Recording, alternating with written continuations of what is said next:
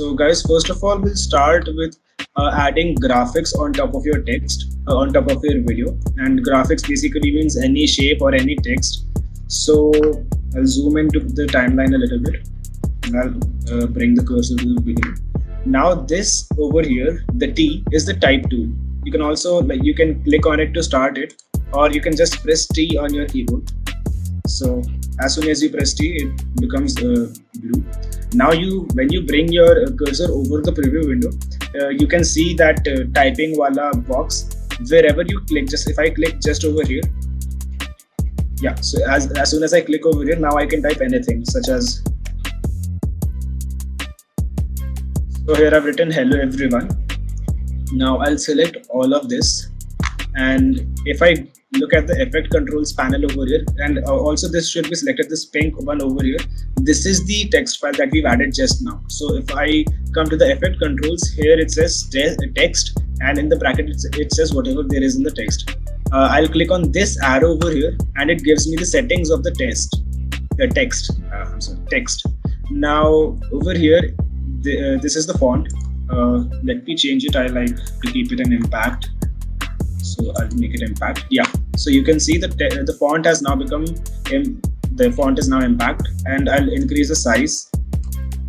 Now here there are like other settings that you guys already are familiar from Word and all that stuff, like center align and all that stuff.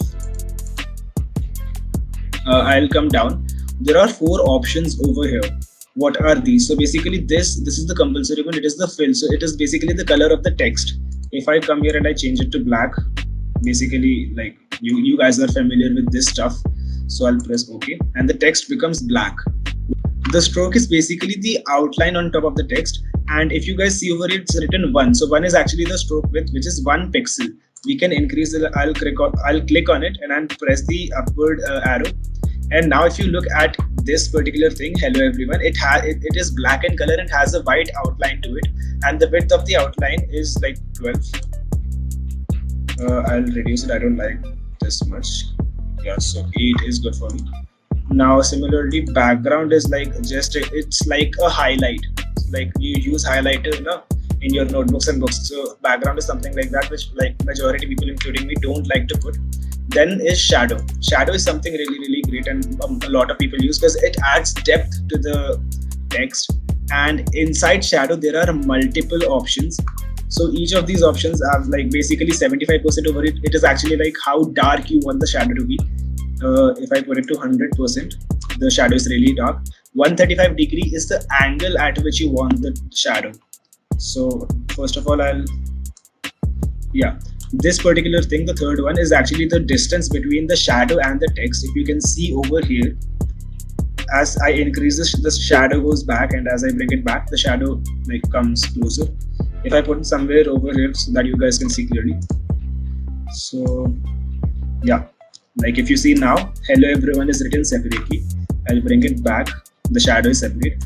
Now this over here, what it does is basically it kind of just expands the shadow a bit, and then the last one over here, this is the fade.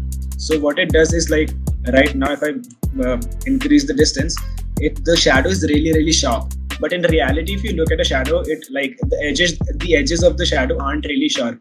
So like with this tool, the last one, it actually fades the shadow, if you can see right now. So if I put it to maximum, you can't even read what's written from the shadows. So yeah, I guess somewhere about this is a decent fade and a little bit expansion. Okay, that's great. We'll bring it closer to the text, and this for me suits a good text. Basically, it has the text is black, it is impact in font, and it has a white outline with a good shadow. So for me, this is something good. First of all, like in this text only, in the source text where you change everything, you go down, and then there is a transform option. If you go all the way up, there is another transform option over here. Basically, it's not actually, it's called vector motion, but it does the same thing. If I move this, it moves the text. But now this is something I don't want to go into deep right now. So basically, don't use this. In the text one, the text file, you go down and you'll find the transform tools. over here you can like, there is the position one, so you can make it go anywhere you want. And then there's the scale. I'll make it 100 back. There's rotation, how much you want to rotate it. And then there's opacity, if you guys can see. Yeah, I'll make the opacity 100 again. So basically I'll set the text over here, somewhere over here. So yeah, also if you want the text to be aligned perfectly at the center, scroll up a bit. Yeah, scroll up a bit, select center align text, and now come back down. Now the position, set it to 960. In case if you have a full HD video, then set it to 960. Now the text is actually perfectly at the center of this frame, of this like preview window. So now it's at the center, and I don't want the text to be so long. I'll cut it down from the timeline. Now suppose that I don't want the video to be just at the back of the text. I can use a background over here like this, but I don't like the background. So what can I do instead of that? First of all I'll click on the I'll come to the timeline, and this text file I'll shift it one above. Now coming to the pen tool, I can select the rectangle tool. How do I do that? I'll just long press on this, then I get options, rectangle and ellipse. These are just shapes. So I'll come to the rectangle tool, and I'll draw a rectangle over here like this. Don't worry if it goes out of frame like I'm doing right now. I just want the size to be bigger than the frame. I'll make a rectangle like this. Now if I come to my timeline, okay, wait, so yeah, so right now basically this pink one is actually the graphics one, the graphics track. So right now, since I started the text and the rectangle at the same time, so basically it incorporated both these things inside one, which I don't want. So I'll delete this for now. I'll go a bit further on the timeline, and then I'll create my rectangle. I'll make my rectangle something like this. I'll bring this graphics track at the beginning. Yeah, now if you can see, I'll just press V on the timeline and I'll get the selection tool. I'll move this rectangle so that it's behind the hello everyone text. And if you're thinking that why is the hello everyone on top, so basically on the timeline the hello everyone text was above. If I do it like this, now you can see that the rectangle is above. So all I need to do is I need to put the hello everyone wala track above the graphics one.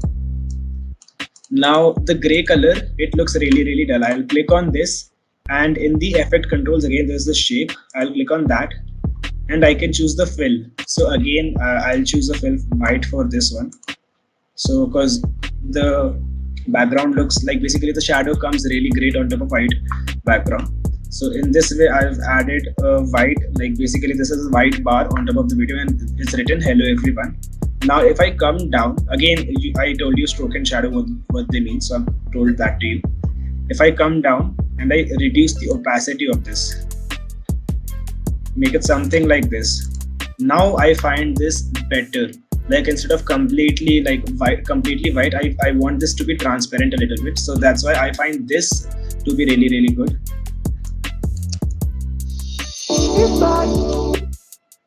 And if I want it to fade somewhere over here, I'll put two cuts over here.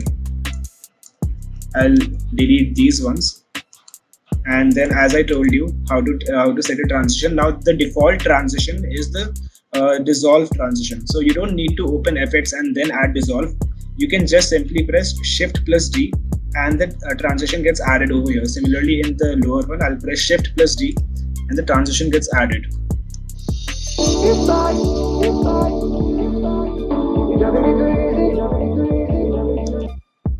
Basically that's how we add, yeah, that is how we add a text and a shape. So next we'll come to keyframe. Now if any one of you is doing anything else at the side, I just want you to stop for now. Like just concentrate on this particular part, because keyframes can be a little bit tough, they can be a little bit wacky. So in really simple terms, like For example, if I want to copy this hello everyone text, there are two ways. First, I press Control plus C, and then I go ahead wherever I want to paste it, and I press Control plus V. But in that case, it like cuts the timeline. Whatever video there was, it will just come on top of that. So Control Z. So I don't find Control C plus Control C and Control V a really good way of copying. So there's another way to copy this particular clip. I can press Alt on the keyboard, press and hold Alt. Then I click and hold on top of this particular key, on top of this particular track, and I just drag it in front and release without releasing the Alt key. So basically, press Alt, keep it pressed down, and then drag this track ahead. Then after you release the track, then release the Alt key. In that case, the graphics or whatever you selected gets copied. Suppose if I want to copy this thing, I'll just press Alt, keep the Alt holding down, and I'll drag it above, and then I'll release Alt. So the track gets copied. Okay, so now we'll start with keyframes. So basically, what keyframes do is basically that I gave a little bit of little bit of detail about keyframes yesterday. Now we'll go a little bit deeper into keyframes. So suppose that this hello everyone text, I don't want it to be like this. Okay, I want to animate it. So first of all, I'll add a dissolve to make it better, and I'll extend the length. Sharing the audio here. So stop the audio. I'll stop the audio for now. Yeah. Now what I want to do is basically, while like at this particular moment, you can see hello everyone a little bit. Now what I want is, while this fading thing is happening, I also want that the text is initially smaller, and till the time it appears completely, it grows a little bit. And then similarly at the end, when it's like before just starting to dissolve, it's the same size, but while dissolving, its size also reduces, because that looks more pleasing. So how can I do that? I'll click on this clip, and I'll come to this vector motion part. Now over here, there's a clock next to almost everything in this in the effect controls panel. So what it does is basically it starts the animation. It toggles the animation. If you hover over it, it says toggle animation. So I'll press first of all, wherever I want, I'll come over at this point. Okay, where the transition is just ending. Basically, what keyframes do is they help you to animate stuff. So as I said, I want this hello everyone text to be smaller in the beginning, and when it appears completely, the opacity becomes 100. Then I want its size to be what it is right now. So right now I'm at the end of the keyframe. Over here I'm at the end of the transition right now. Now what I'm going to do is I'm going to come to the scale, and I'll just press this clock at the side. And immediately you see that there's this one diamond kind of a shape in this section. So this is actually what is called a keyframe. Now it is telling the software, it is telling me actually, that in this particular clip, the hello everyone text, at this particular time, the size is 100. That is what this keyframe is indicating. This keyframe holds this data inside it. Now I'll go a little bit back. Okay, and I'll reduce the size over here, and as soon as I reduce the size, you'll see that another keyframe comes over here, and I'll reduce the size to like 85, and I'll drag this back. Now if I play this from the beginning, I hope you guys can see this, how the size was increasing with the fading action happening. So I don't want it to grow this much, so I'll increase the size a little bit. Now if I play it, yeah, this is really subtle and it looks good. So I'll play this video clip once and look at how the hello everyone text appears. If you want, I'll make it a little bit slower. So good. Okay, yeah, so basically what is happening is, while the fading action is going on, I'll move this key frame by frame. I'll move this frame by frame ahead. So if you can see right now, the hello everyone text is it is actually growing in size as well as appearing. And similarly at the end, I'll come to the end and I'll add this same effect again. So now I don't want to change anything. I want to keep the scale 100 only, and I want to add a keyframe. So what I need to do is I just need to press this button and it will add or remove a keyframe. So since there is no keyframe on this particular portion right now, so if I click it, it will add a keyframe now. Now if I move a little bit ahead in time and I reduce the size, I'll make it 70 so that it is like really clear, like it's shrinking. So I hope you guys can see that how it goes back. So this is how keyframes work. Now it can get complicated because keyframe works differently for every function. For like scale, it sets the scale obviously with time. It basically pairs the size with time. Similarly in position, suppose if I want that after the hello text as hello everyone text has completely appeared, I want it to move from here to the top of the video. So I'll click on position, and right now it has marked the position of this text. Then if I want that at this particular time it reaches the top of the video, so I'll drag it up like this. Now all the animation in between is done on its own. So basically at this particular duration, the y-axis is 540 pixels, and as soon as it reaches this point it is -175. So if I play this now, so I hope you guys can see how it was moving up, and this has happened because of keyframes. So this is basically how keyframes function. For a lot of things, like here I've set only limited amounts of keyframes. For a lot of things, you'll have to like even put keyframes for every one frame. That's the amount of animation that goes into a lot of videos. You can see the keyframes over here. If you can see my cursor right now, the keyframes are set over here. And on the above one, the two keyframes on the above track, they are actually the position keyframes. So they tell where the position of the hello everyone text is. And the below four ones are they are the scale ones. So I'll travel ahead.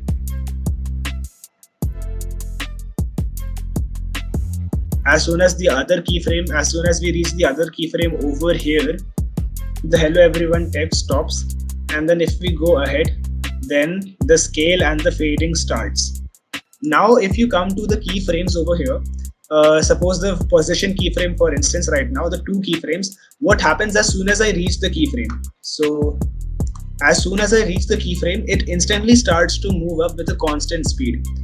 Okay, so if I play it, I don't know if it'll, no, this particular thing I can't show frame by frame, I'll have to play it. So yeah, if I play this, yeah, particular part, as soon as the frame starts, like as soon as the keyframe comes, after that it like starts to move up with a constant speed all of a sudden. So that does not look really smooth. For that, what I want is it starts with a slower speed, and with time it accelerates to a constant speed. Similarly, at the end it doesn't stop like at one instant. I don't want it to stop just at an instant. I want it to slow down and then stop. So for that, what can I do? So first of all, I'll drag and select both these keyframes, the above ones. Now I'll right click on one of the keyframe, and then there's an option called temporal interpolation. The name is really confusing, and I never searched what it means. You guys don't need to do that either. And just click on Bezier. As soon as you do that, now if I go frame by frame, I don't know if you'll be able to see it frame by frame. Okay. But in the starting, it moves a little bit slower, and then with time it gets faster. So now if I play it, I hope it goes smooth this time. It's actually really like the keyframes are really far apart. So I'll just set this over here for now. Yeah, now if I play this, so for this particular like video clip, the duration was really small. That's why we can't really see how good the effect is happening. If I extend it and I bring this back, I hope it is more smooth now. And I'll start over here. I'll position a keyframe over here. Someone was asking how to add a keyframe. So I'll tell you. Basically, as soon as you press this like timer kind of an icon, it's called toggle animation switch. So it looks like a timer. As soon as you click on it, a keyframe is added on its own at that particular time. Okay? So and it has these qualities which were previously set. So for instance, in the position 1, 916 to 540 was set. So basically this keyframe has this details only. If you change it right now, the keyframe will also adapt to it. I'll make it 540 only. And then basically if I add this instance, I want the hello everyone text to be at the center of the screen. So I'll just change the y-axis coordinates. I want it somewhere over here. Okay. Now if I play this, where is the toggle thing? Can you show again? Yeah, Chanchala. Basically, okay. I don't know if it's how good the resolution is right now, but basically, in the position and scale section, just left to the position where position the word position. If you look just left to it, there's a clock kind of an icon, a timer kind of an icon. That is the toggle animation switch. Now what's happening over here is that basically as soon as we cross this keyframe, it constantly starts to go up with a constant speed. But I don't want that. I want it to accelerate from 0, and then as soon as it's going to reach the end, I want it back to decelerate back to 0 instead of like just going. So I'll just select both these keyframes by clicking and dragging and selecting them. Now I'll right click on one of the keyframes. I'll go to temporal interpolation and I'll just select Bezier. As soon as I select that, now the transition is going to happen really smoother than before.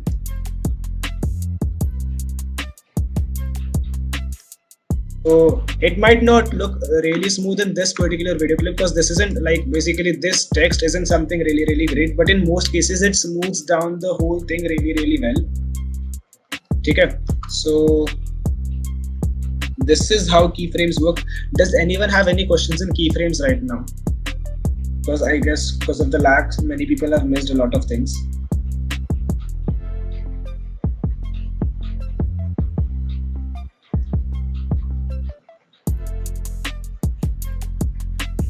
The smoother animation one. Okay, it's really simple. Whatever keyframe that you want to make smooth, just click on that keyframe once, it becomes blue. So first of all, I'll just show you a very simple way of doing masking. So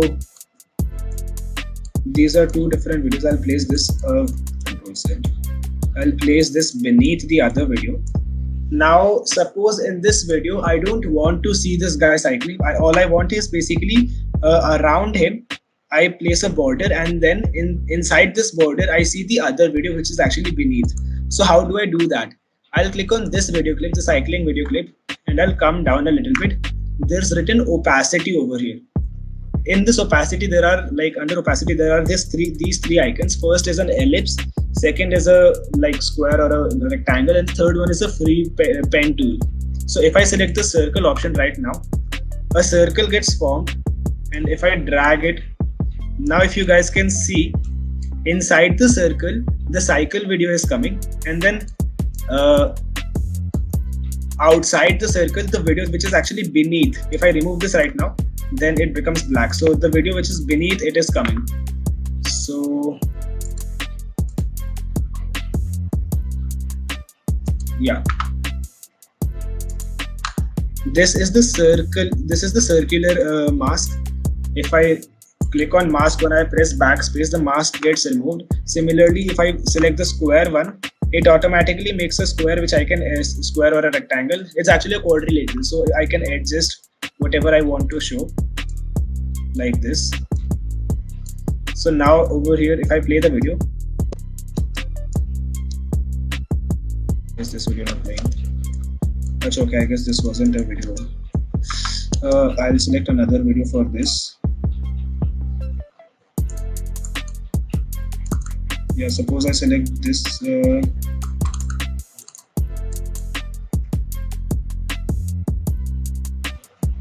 Yeah, suppose I select this video in effect controls. I select the square.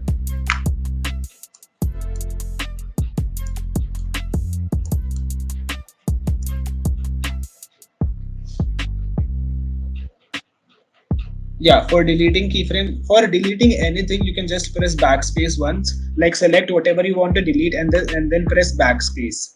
So that deletes like whatever you've selected. Now, if you can see in this particular video, as soon as I play the video, if you can see, the inside video is playing inside the quadrilateral, and the outside the quadrilateral, the beneath video is playing. The video track that is beneath, that's playing. Now if I don't even want this, I can delete this mask. I'll click on mask and press backspace. Now if I want a custom mask, basically I don't want the shapes given over here, the ellipse or the rectangle, I can click on this pen tool.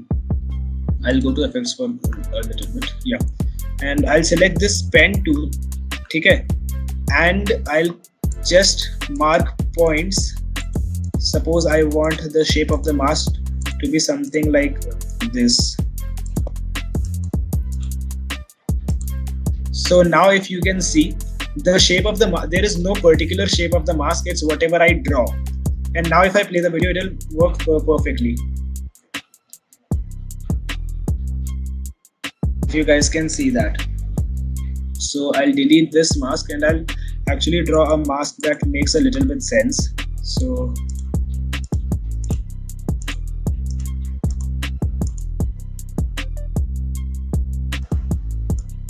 also, if like I want to adjust this particular key, like point of the mask, I can just click on it and drag it anywhere, even out of the frame.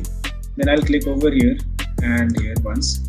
I'll drag this one below over here, bring this down, then continue making my, yeah. So now if you can see, I just have the guy, that's actually me, that's me. So I'm walking inside the frame and then they're playing basketball around me. So if you can see right now, all the things that I've masked out are outside.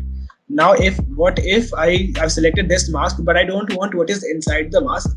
I actually want this portion to be black and I want everything outside this to be visible on the screen. So that is really simple. If I go to this mask option, there is an option called inverted. As soon as I click on inverted, it inverts the mask. Okay, and you can see what's happening now. Now there are a lot of options inside mask: mask feather, mask opacity, and mask expansion. So I guess mask opacity is pretty much clear. I mean, if you guys can see right now, I'll come to this part, and if I reduce the opacity, it reduces the opacity of the mask, and you can very well see what is like this particular video which was beneath, it's now appearing. Then what is mask feather? So basically, if you can see right now, this has really sharp borders. If I increase the feather, you can see how like basically the edges are not sharp anymore, they get like really smooth. So that's what feather does. And mask expansion, it basically expands the size of the mask by how, like if I've set this mask, if I've selected this shape for my mask and I expand it by, I click 5. So what it will do is it will expand the mask from every side by 5 pixels. And if I increase it, the mask also, like the size of the mask increases like this. I'll show you the feather thing again. So if you can see now, it's actually making it really smooth. There are no sharp edges or anything like that. So there's another video playing inside and then other videos on the side.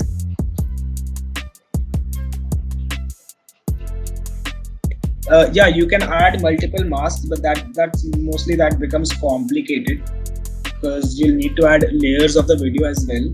And now we'll try to make something really complicated. What we'll do is we'll add we'll add keyframes and masks together. Okay, that is something like basically that is something that takes up a lot of time and effort. So how do we do that? First of all, I'll make a basic mask like this. I'm not going to go in detail because making a moving mask actually consumes a lot of time. Now I'll come to the mask path and I'll toggle the animation. Okay. So now with time, if I click on, basically you'll see a lot of arrows over here. So I can go one frame at a time and I can move it up with time. So now if I come at the beginning, if you guys can see it. So basically the mask was initially over here. I added some keyframes and it moved over here on the top. If I zoom into this, you'll be able to see how there are, yeah, you'll be able to see that there are actually 5 keyframes over here. And you know what, I'll delete the middle 3. Now, okay. See what happens. Yeah, so now there are two keyframes. One, the first keyframe is setting the mask to be at the bottom. The other keyframe is telling the mask to be at the top. So in between, the mask actually goes to the top from the bottom. Okay, is the mask a permanent change, or you can make it to decrease or increase slowly? Yes, you can change it to like increase or decrease slowly. Like as I said, there are toggle animation switches in front of everything. Like mask feather, you can toggle the animation. You can toggle the animation for the expansion. So for example, if at this particular point I want the expansion to be 0, then while it is moving up, I want it to be big. So I'll put it at 128, and then after that, going a little bit more ahead in time, I want it to eliminate it. So I'll put the expansion to negative. Now if I play, by the way guys, can this freehand tool be made with precision, like exact shape of the person? Yes, it can. And I'll show a good example of it, but I won't be telling you how, because we're left with only 9 minutes of this session. So I'll share a video with you guys in which a really famous YouTuber who actually explains all this stuff, his name is Justin Odisho. So he'll be explaining how you can make a custom shaped mask. So for now, like, have a look at this. First of all, I'll play the beginning part a little bit. Now if you see, okay, I placed the keyframes really close to each other. I'll make it, yeah. Now the effect will be slower, so you guys can notice it. So now the mask is expanding and moving up, because that's the two keyframes that we set. Mask expand. Sorry, that's the two things we animated: the path of the mask and the expansion. And then now we reduce the size of the mask till here, so it disappears. So this is like how you use keyframes and masks together. Now I'll be sharing a really good example of how these things happen together. I actually kept the video open. So I'll share the audio. Guys, now notice what will happen is basically a man will walk in front of this video from left to right, and behind his legs the transition will start to happen. So I'll play the video. Hi everyone, my name is Justin Odisho, and in this Adobe Premiere Pro CC tutorial, I'm going to show you how to create a custom mask transition. Okay, were you guys able to see that? Or do you want me to play it again? You were able to see. I'll just play it again for everyone else. So, hi everyone, my name is Justin Odisho, and in this Adobe Premiere Pro CC tutorial, I'm going to show you how to create a custom mask transition. This is how you can use masks. Now, how many of you know about Zach King, like the magician? Me. I'll just show his face once, so a lot of you will recognize him. If you guys can see this guy right now, like this guy, like his videos have been flooded on WhatsApp a lot. So he's the guy who actually uses masks a lot to perform. Basically, his magic tricks aren't actually magic; they're really great edits. So he uses the mask tool a lot. And using the mask tool, he performs a lot of Revant, most of it isn't even VFX. That's the fun of it. VFX edits are actually really complex edits.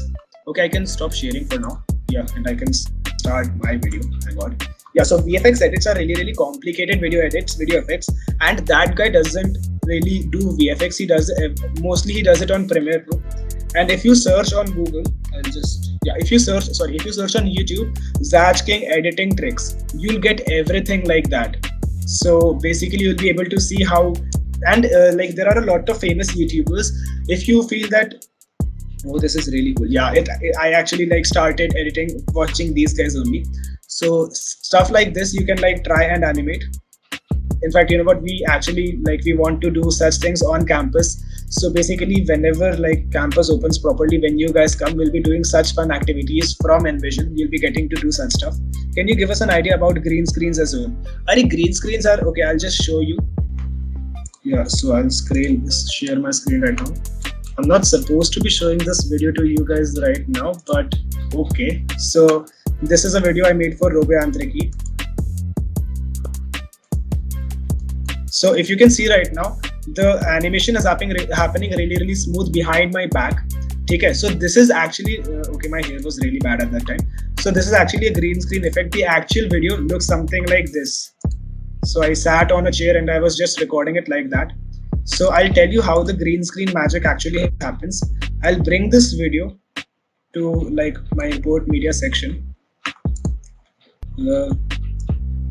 Now there is one really complicated thing in like, okay, it was short in 4K. I need to reduce the size. Yeah, that's bad. Yeah, this is good. So for this particular part, if you can see that the green color is not constant. Over here there are shadows, and at this point it is really bright. So first of all, I'll crop from the sides. I'll just bring the crop tool on top of this, and I'll crop from both the sides, like till here and till here, so that I have a lesser amount of area. Now all I need to do is I need to search an effect called Ultra Key. Select Ultra Key, drag it on top of this video. The effect comes on the effect controls. Then there's this thing called Key Color, and there's a pen tool which actually like I can select the color. So I'll click on this and I'll select this. As soon as I do that, it actually removes the background as much as it can. This portion was a little bit brighter. The green color here was a little bit brighter. That's why it's not eliminated perfectly. Now if I bring any video beneath this, suppose I bring this. So if you can see right now, basically the other video is behind me. So, and basically if I click on this video and I like mess around with these matte basically these are really complicated terms, but if I mess around a little bit with these things, I'll be able to perfect the